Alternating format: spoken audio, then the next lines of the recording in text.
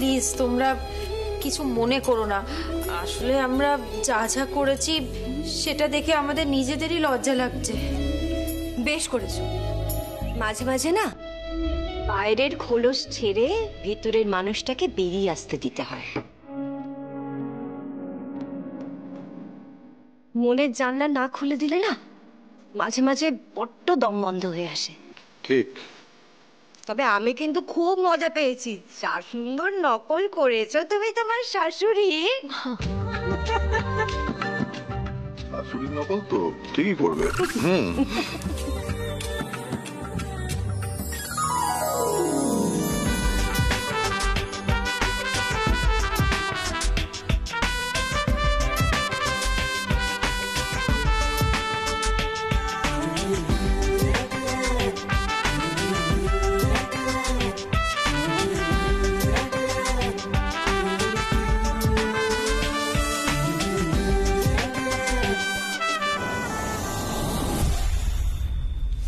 আরে বাবা, কি নাটক দেখেছো?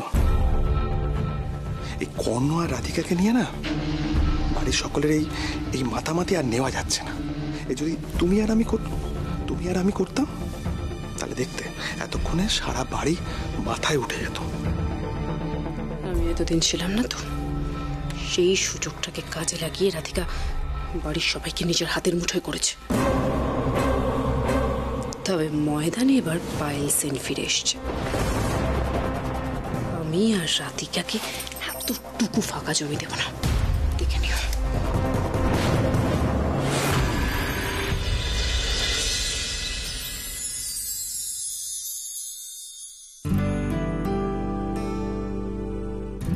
কি হলো, তুমি আমার সাইডে ঘুমাচ্ছ কেন? আমার ইচ্ছে তাই, আমি এখানেই ঘুমাবো। এটা আমার সাইড না, এটা আমার সাইড। কর্ণ, আমি এখানে ঘুমাবো। তুমি ওইদিকে ঘুমাও, আমাকে এইদিকে ঘুমোতে দাও। কে বলেছে? কর্ণ তুমি সরো, আমি বলছি তুমি সরো। কিন্তু তুমি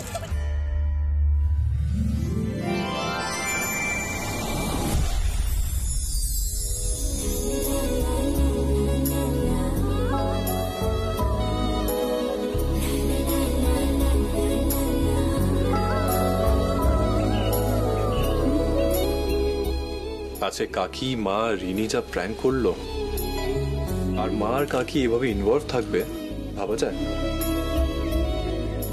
সত্যি মা আর ছোট কাকি আমাদের সাথে এভাবে মজা করবে সেটা আমরা বুঝতেই পারি।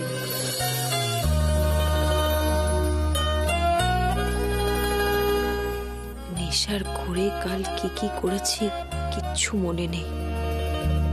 কর্ণ যে মনে মনে কি ভাবছে কে জানে।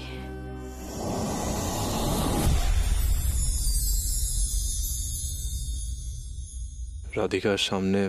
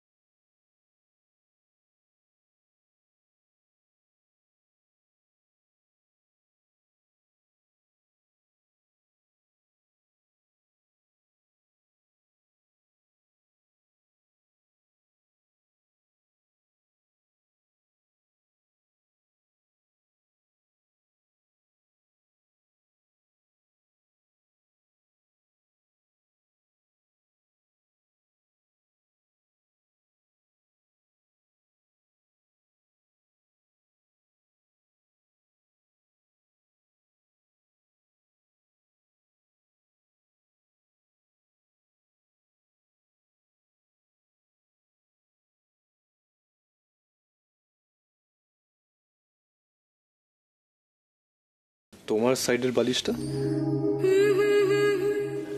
না,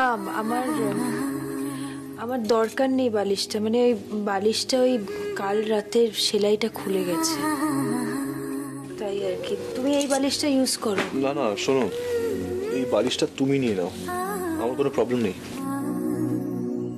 না মানে তুমি ইউজ করো না, তোমার তো আবার বালিশ ছাড়া ঘুম আসে না, তুমি ইউজ। তোমার সে কথা মনে আছে রাধিকা? আমার ছোটখাটো সব অভ্যেস, ভালো লাগা, খারাপ লাগা সবটা তুমি মনে রেখে দিয়েছ রাধিকা। আমি লাইটটা অফ করে দেবো? হ্যাঁ, লাইটটা অফ করে দাও।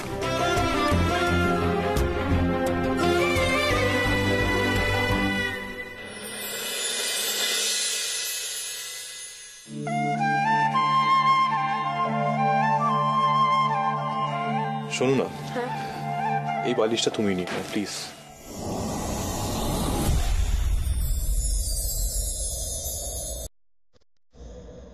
আগে তুমি এই বালিশ নিয়ে ঝগড়াটা করতে।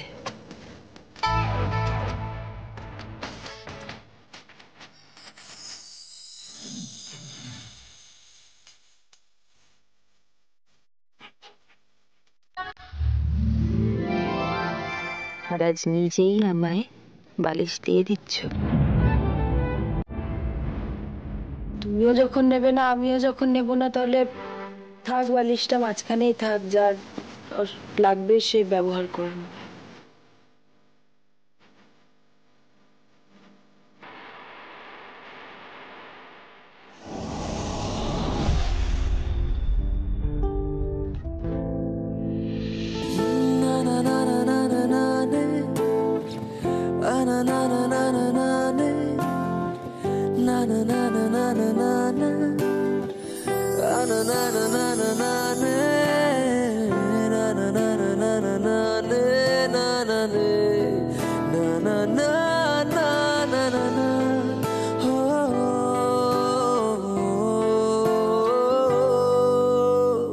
রাধিকা,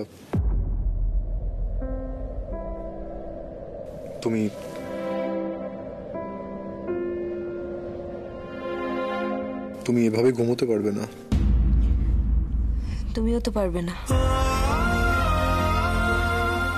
কেন আমার জন্য স্যাক্রিফাইস করছো? তোমার জন্যই তো করবো, আর কার জন্য করবো?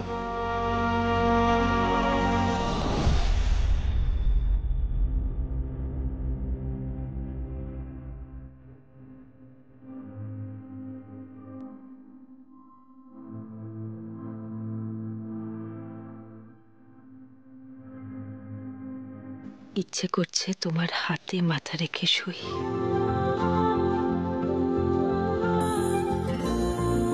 আমার হাতের উপর মাথা রেখে শুতে তুমি ভালোবাসো, কিন্তু আজও কি সে কথা মনে আছে তোমার?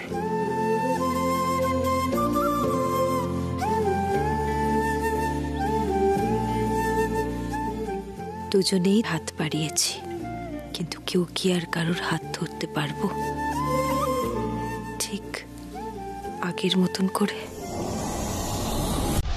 যে কোনো একটা মুঠো চুজ করো তো।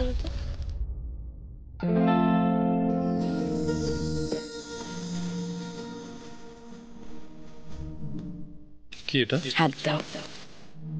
হ্যাঁ, কিন্তু কি এটা? এটা এই জন্য পড়াচ্ছি যে কেউ যদি তোমার কাছে এসে তোমার ক্ষতি করার চেষ্টা করে, তাহলে এটা সব সময় তোমাকে রক্ষা করবে।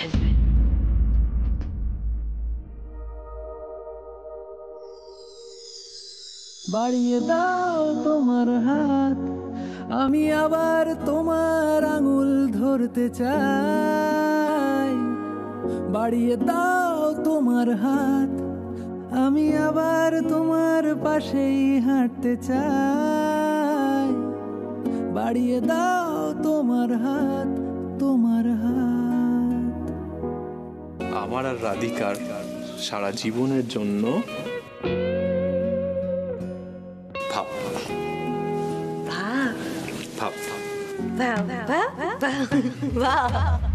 বাড়িয়ে দাও তোমার হাত, আমি আবার তোমার পাশেই হাঁটতে চাই। বাড়িয়ে দাও তোমার হাত, তোমার হাত।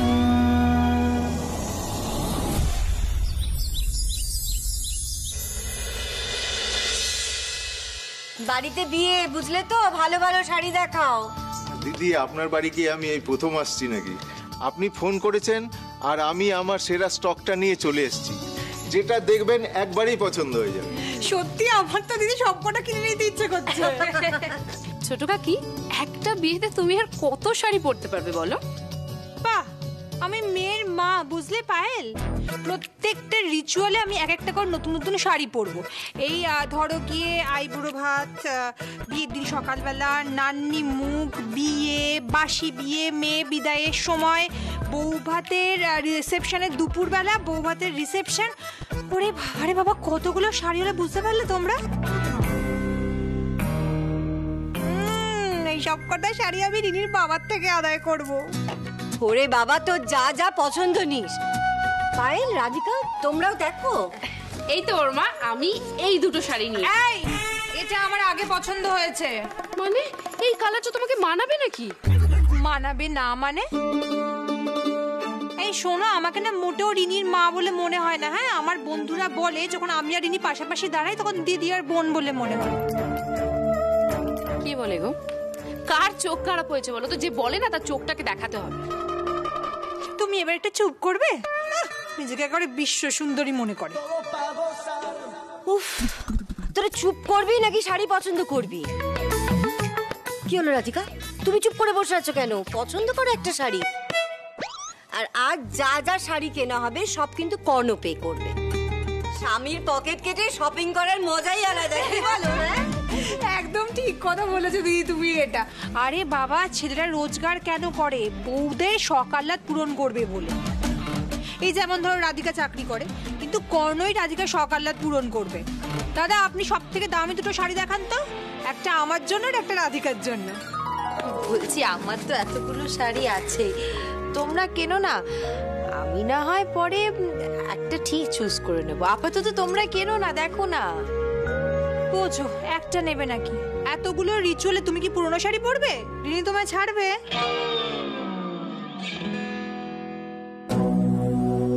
কাকে যে কি করে এত খুশি বুঝতে পারছি না। যে ছেলেকে দু চোখে সহ্য করতে পারছিল না, কেমন হুট করে তার সাথে বিয়ে মেনে নিল। অর্ঘ কি যেন একটা শর্তর কথা বলছিল। ছোট কাকি, শোনো না, তোমার সাথে আমার একটু কথা আছে। তোমার আবার এখন কিসের দরকার পড়লো? তুমি শোনো না, এক মিনিট একটু শোনো না, এদিকে এসো না। বলছি ছোট কাকি, তুমি বিয়ে নিয়ে একটা শর্ত দিয়েছিলে, মনে আছে তোমার? এই যে তুমি যে বারবার তোমার এখতিয়ারের বাইরে বেরিয়ে যাও না, এটাই তোমার সব থেকে বড় সমস্যা। নিজের চরকায় তেল দিচ্ছ, দাও, তেলটা এক্সট্রা হলে পরে নিজের কাছে তেলটা রেখে দাও, অন্যের চরকায় দিতে চেও না। বিয়ে সামনে আসছে, আনন্দ করো, মজা করো, ব্যাস। যখন যেটা জানবার ঠিক জানতে পারবে। ভারী অদ্ভুত তো তুমি। হ্যাঁ, এতগুলো কথা শোনাবার কি আছে? আমি তো জাস্ট জানতে চাইলাম। আর রিনির বিয়েতে আমি আনন্দ করবো, সেটা নিয়ে তোমাকে বলতে হবে না।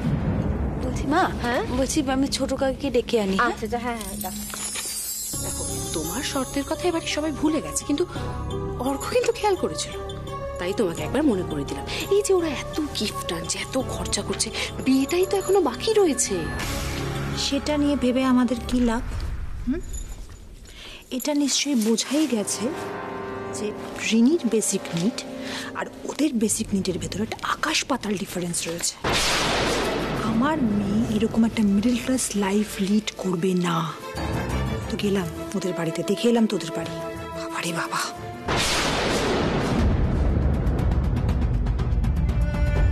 ছোট কাকির মনে এখনো ওনাদের নিয়ে যথেষ্ট ডাউট আছে। এদিকে সঞ্জয় বাবুর হাতে সময় মতো 5 লাখ টাকা না পৌঁছলে ওই লোনের বোঝায় ওনাদের বাকি জীবন জর্জরিত হয়ে যাবে একেবারে। আমাকে একবার কর্ণর সাথে কথা বলতেই হবে।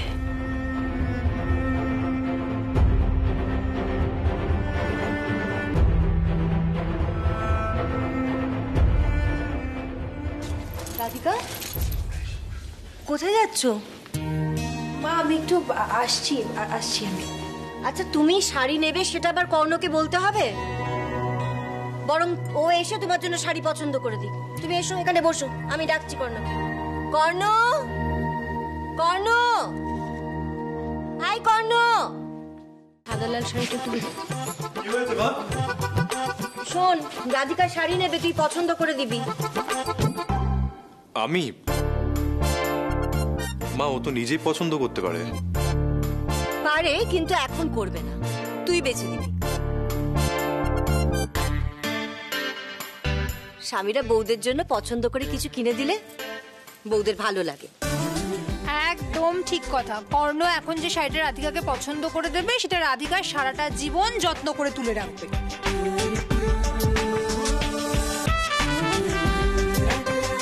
কে দাঁড়িয়ে রইলি কেন? আয় এদিকে। হ্যাঁ মা, আসছি, আমি একটা কথা বলেই আসছি। বলছি আমি তোমার কাছে একটা কথা বলতেই যাচ্ছি। আগে আমার কথা শুনে নাও। সঞ্জয় দা, হ্যাঁ হ্যাঁ, মনির প্রপোজাল অ্যাকসেপ্ট করে নিয়েছেন। কি বলছো? আমি কন্ট্রাক্টে রাজি, তাই ওনাকে 5 লাখ টাকা অ্যাডভান্স হিসেবে দিয়ে দেওয়া হয়েছে।